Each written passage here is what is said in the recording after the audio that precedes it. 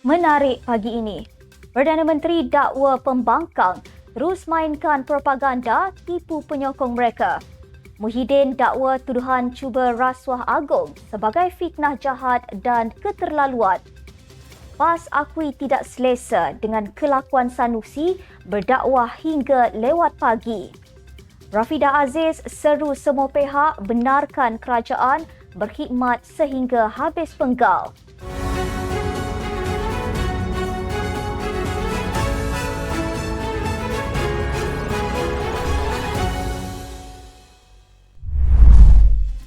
Bismillahirrahmanirrahim. Assalamualaikum warahmatullahi wabarakatuh. Salam Malaysia Madani. Bersama saya Asma Ismail dalam Netstep News edisi pagi 12 Januari 2024 bersamaan 30 Jamadil Akhir 1445 Hijrah. Sebelum itu jangan lupa untuk subscribe YouTube Netstep TV dan follow Facebook Netstep Malaysia.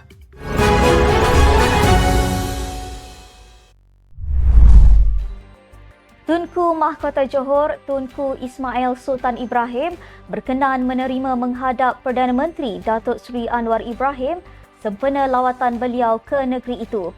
Perkara itu dimaklumkan menerusi hantaran di laman Facebook rasmi Tunku Ismail dengan beberapa keping gambar yang dikongsi. Semalam, Perdana Menteri bertemu rakan sejawatannya dari Singapura, Lee Hsien Loong di tapak projek Rapid Transit System Link RTS Link sebagai simbolik komitmen kedua-dua negara terhadap projek berkenaan yang kini sudah mencapai 68%. Dalam pada itu, Datuk Seri Anwar turut menghadiri Majlis Ramah Mesra bersama Perdana Menteri bersama warga Pelabuhan Tanjung Telepas di Pelabuhan Iskandar Puteri. Perdana Menteri Datuk Seri Anwar Ibrahim menegaskan pembangkang tidak mempunyai kekuatan untuk meneruskan usaha menumbangkan kerajaan pusat sedia ada dengan memulakan undi tidak percaya. Sebaliknya, mereka hanya terus memainkan propaganda untuk menipu penyokong mereka. Katanya, ia terbukti apabila pembangkang tidak pernah lagi membawa usul seumpama itu sepanjang setahun kerajaan Madani. Beliau berkata demikian ketika ditanya sama ada pembangkang berani mengambil langkah berkenaan susulan peringatan Ahli Parlimen Pasir Gudang Hassan Karim supaya pembangkang membuat usul itu sekiranya serius mahu menguji keabsahan Perdana Menteri. Semalam, Hassan mengingatkan supaya pembangkang segera mengemukakan usul tidak percaya terhadap Ahli Parlimen Tambun tersebut sekiranya mahu menguji keabsahan Perdana Menteri sebelum mesyuarat pertama penggal ketiga Dewan Rakyat yang mula bersidang pada 26 Februari depan. Pengerusi Perikatan Nasional PN Tan Sri Muhyiddin Yassin berkata, dakwaan wujud cubaan merasuah yang di-Pertuan Agong adalah suatu fitnah jahat yang keterlaluan serta tidak dapat diterima akal. Katanya, beliau yakin pihak yang membuat kenyataan tersebut sudah melakukan kesalahan yang berat mengikut Akta Hasutan 1948. Ujarnya, tuduhan PN cuba merasuah yang di-Pertuan Agong sebanyak 1 bilion ringgit untuk menjatuhkan kerajaan adalah suatu fitnah melulu yang jelik, keterlaluan dan tidak masuk akal. Dikatakan dana itu ditawarkan kepada pihak istana bagi membolehkan kerajaan perpaduan dijatuhkan untuk diganti dengan sebuah kerajaan baru. Beberapa tokoh di luar kerajaan dikaitkan dengan dakwaan tersebut termasuk Ketua Pembangkang Datuk Seri Hamzah Zainuddin serta bekas Perdana Menteri Tun Dr. Mahathir Mohamad. Muhyiddin berkata, PH dan pihak yang berkaitan dengan parti itu tidak sepatutnya mengheret pihak istana dalam fitnah politik yang amat jahat dan kotor itu. Ketua Dewan Ulama PAS Pusat Ahmad Yahya mengakui bahawa parti itu tidak selesa dengan kelakuan Menteri Besar Kedah Datuk Seri Muhammad Sanusi Mat Noor yang aktif berkaraoke sehingga lewat pagi. Katanya, pihaknya menerima pelbagai teguran, malah sesetengah ahli menganggap Sanusi sebagai melakukan dosa besar. Beliau berkata, PAS menyambut baik sikap ditunjukkan ahli tersebut kerana ia melambangkan mereka sayang kepada parti dan berani menegur pemimpin.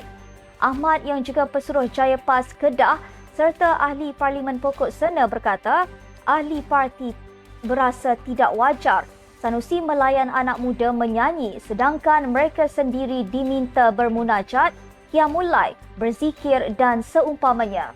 Pun begitu, Ahmad berkata Sanusi merupakan seorang pemimpin PAS yang hebat. Sementara itu, Timbalan Presiden Amanah Datuk Seri Dr. Mujahid Yusof Rawal menegur Dewan Ulama PAS supaya tidak menjadi pak sanggup untuk membela dan menghalalkan perbuatan Sanusi. Katanya, Sanusi perlu menjelaskan sendiri adakah tindakan berkaraoke sehingga lewat pagi itu adalah satu pendekatan dakwah atau hanya untuk melebarkan pengaruh politiknya kepada orang ramai.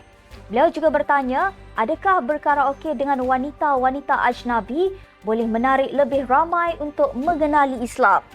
Semalam, tular video ceramah Ketua Dewan Ulama PAS Pusat DUPP mengaitkan perlakuan Muhammad Sanusi dengan salah satu pendekatan dakwah.